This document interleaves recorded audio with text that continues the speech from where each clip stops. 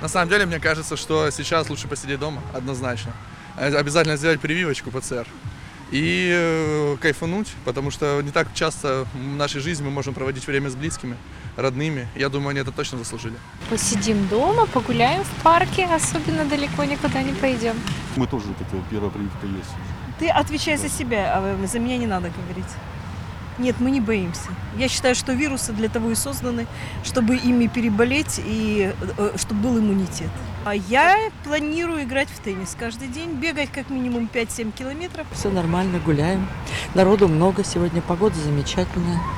Завтра в Бахчисарай собираемся съездить с подружками тоже погулять. Не в город, а там окрестности, на Плато там и прочее. А мы прививку сделали, поэтому не боимся.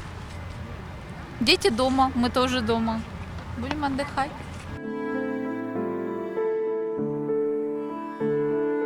Чем вы будете заниматься на каникулах? Отдыхать, В Сартанавский поедем.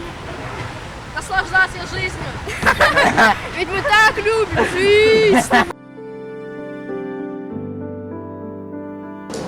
А скажите, в этот торговый центр можно без QR-кода входить? Нет. Нужен код, да, или ПЦР-тест? Если вы с собой, то можете у меня сейчас заказать, и я вам озвучу цену. А, то есть туда входить нельзя? Без QR-кода и паспорта.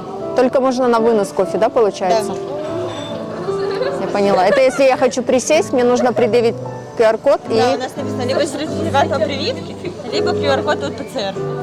А кофе через вас? Да, если ничего этого нет.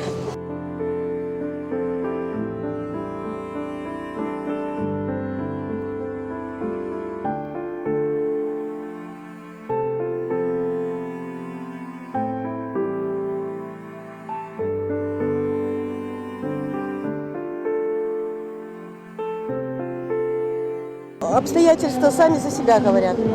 Что в кафе не пойдешь, в ресторане не посидишь, в парикмахерскую не сходишь, маникюр не сделаешь. Что делать?